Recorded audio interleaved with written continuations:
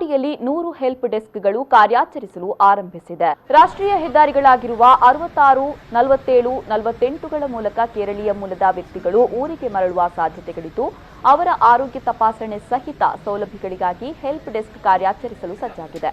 ಈ ನಿಟ್ಟಿನಲ್ಲಿ ಜಿಲ್ಲೆಯ ಗಡಿ ಪ್ರದೇಶ ತಲಪಾಡಿಗೆ ತಲುಪುವ ಮಂದಿಯ ಮಾಹಿತಿ, ಆರೋಗ್ಯ ಸ್ಥಿತಿ ಇತ್ಯಾದಿ ತಪಾಸಣೆ ನಡೆಸುವ ನಿಟ್ಟಿನಲ್ಲಿ ವಿಸ್ತೃತ ಸೌಲಭ್ಯವನ್ನು ಏರ್ಪಡಿಸಲಾಗಿದೆ. ಬೆಳಗ್ಗೆ 8ರಿಂದ ತಲಪಾಡಿಯ ಚೆಕ್ ಪೋಸ್ಟ್ನಲ್ಲಿ 100 ಹೆಲ್ಪ್ ಡೆಸ್ಕ್ಗಳು ಕಾರ್ಯಪ್ರವೃತ್ತವಾಗಿದೆ. ಸಿದ್ಧಪಡಿಸಲಾದ ಹೆಲ್ಪ್ ಡೆಸ್ಕ್ಗಳಲ್ಲಿ ಪ್ರತಿ ಅರ್ಧ ತಾಸುಗಳಿಗೊಮ್ಮೆ ರೋಗಾಣುಮುಕ್ತ ಚಟುವಟಿಕೆ ನಡೆಸಲು ಅಗ್ನಿಶಾಮಕ ದಳ ಅಧಿಕಾರಿ ಕರ್ತವ್ಯದಲ್ಲಿದ್ದಾರೆ.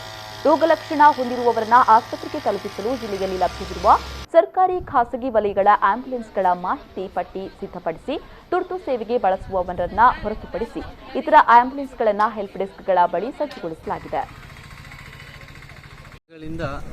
ಬರುತ್ತಿರುವಂತಹ ಕೇರಳೀಯರನ್ನು ಇಲ್ಲಿ ಬಿಗು ತಪಾಸಣೆಗೊಳಪಡಿಸಿ ಅವರನ್ನು ಕೇರಳಕ್ಕೆ ಪ್ರವೇಶಿಸುವ ನಿಟ್ಟಿನಲ್ಲಿ ಕಾಸರಗೋಡು ಜಿಲ್ಲಾಡಳಿತ ಒಂದು ಸಮರೋಪಾದಿಯ ಕಾರ್ಯಚಟುವಟಿಕೆಯಲ್ಲಿ ನೇತೃತ್ವವನ್ನು ಕೊಟ್ಟಿದೆ.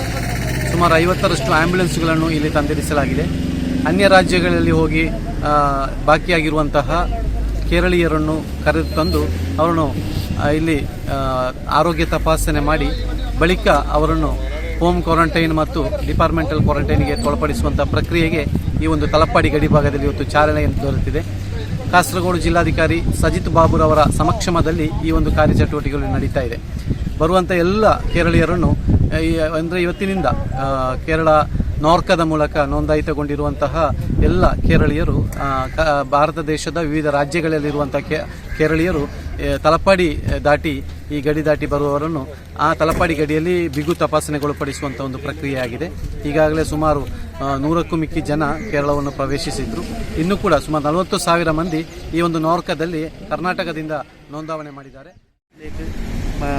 അന്യ സംസ്ഥാനത്തുള്ള മലയാളികളെ കൊണ്ടുവരുന്നതിനുള്ള സൗകര്യമാണ് ഇവിടെ ഒരുക്കിയിരിക്കുന്നത്.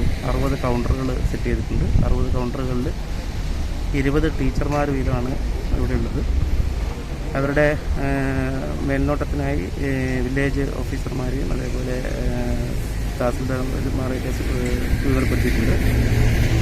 എൻട്രി ചെയ്തതിന് ശേഷം ഞങ്ങൾ ഇവിടെ വന്ന് ജയച്ചയും RTO ഉദ്യോഗസ്ഥരും റവന്യൂ ഉദ്യോഗസ്ഥരും കൂടി പരിശോധിക്കും, വാഹനം പരിശോധിക്കും. അതിനകത്ത് എന്തെങ്കിലും സിംറ്റം ഉള്ളവരെ പ്രത്യേകിച്ച് മാറ്റി നിർത്തി അവർക്ക് ഡോക്ടറുടെ അടുത്ത് ചെക്കിങ്, അത് കഴിഞ്ഞ് അവരെ പ്രത്യേക വാഹനങ്ങളിൽ ഇവിടെ ജില്ലയിൽ തന്നെ ക്വാറന്റൈൻ ചെയ്യും. അല്ലെങ്കിൽ അവരുടെ സ്വന്തം സൗകര്യത്തിൽ ആംബുലൻസ് ഒരുക്കി പോകാനുള്ള സൗകര്യമൊക്കെ ഒരുക്കിയിട്ടുണ്ട്. വാഹനങ്ങൾ സിംറ്റം ഒന്നും ഇല്ലാത്ത ആൾക്കാരെ ഇവിടുന്ന് പയ്യന്നൂർ വരെ പോകാനുള്ള KSRTC ഏർപ്പാട്